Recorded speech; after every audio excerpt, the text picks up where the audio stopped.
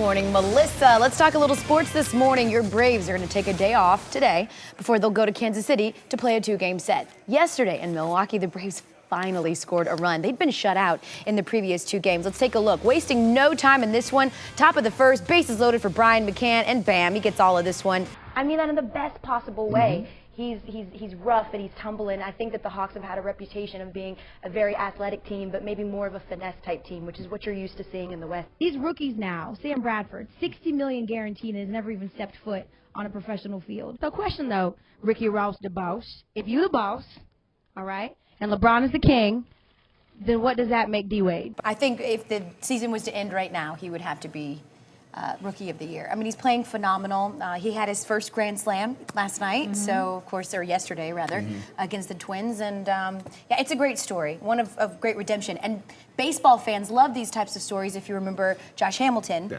who of course battled his own addiction problems and came back and was a monster in the league, and now has a $300 million contract. So Gaddis, it's coming. At number 9, golfer Sergio Garcia says he won't pull out of this weekend's European PGA Championship in England, which tees off today. He's, of course, apologizing for a controversial comment that he made about Tiger Woods.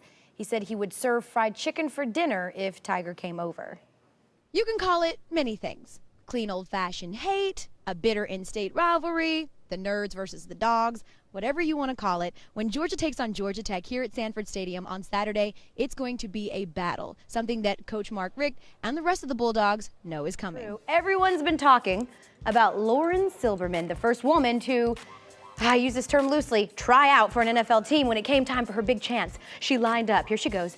She takes a deep breath, and she decided to boot that ball. 19 whole yards. Oh my gosh. Apparently, the 2 kicks hurt her leg so bad that she decided to quit. 2 kicks in. Many people said, hey, she made history. Others say she set woman back even further than the G-string. Oh. What do you think, Chesley? I applaud her. For what? She didn't do anything. She tried out. So what?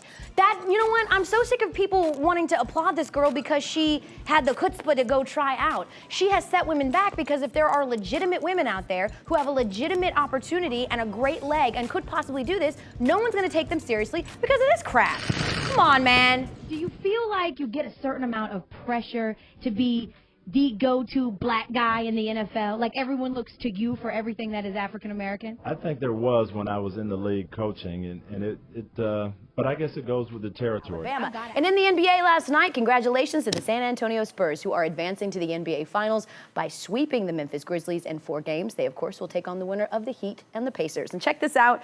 Brittany Griner with 2 slams in her WNBA debut. It's the first time that we have seen a woman slam in the league in 5 years. She also becomes the first pro woman ever to get 2 slams in 1 game. Elle, you mentioned his name a minute ago. I always wanted to see this team get a player with a little bit of a chip on his shoulder. And sure enough, they have one now with Ivan Johnson. Talk about this guy. I love Ivan Johnson. The first time I actually met Ivan Johnson was to interview him after one of the preseason games. And I had no idea at the time that he had a full grill. And so, he goes to start talking, and I was so amazed by what was going on in his mouth. What's up, Ed? How you doing? Good. Good to see you here. Thanks for having me. Thanks for being late. It's time for the Comcast walk-off interview, brought to you by Xfinity. Here she is, Elle Duncan. Lester, I know you're not big on stats, and when it comes down to an elimination game for your team, do field goal percentages and shooting, all those things go out the window. Does it really come down to who's going to work the hardest for 48?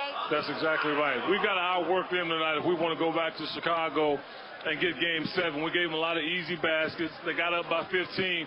Once we set our mind to playing good defense, then we can get back in the ballgame. You can be sure they know around that locker room that if they win this Saturday, they're surely in the national championship. And what's better, being the best in the Southeast or being the best in the nation? Reporting from Sanford Stadium, I'm Elle Duncan for CSS.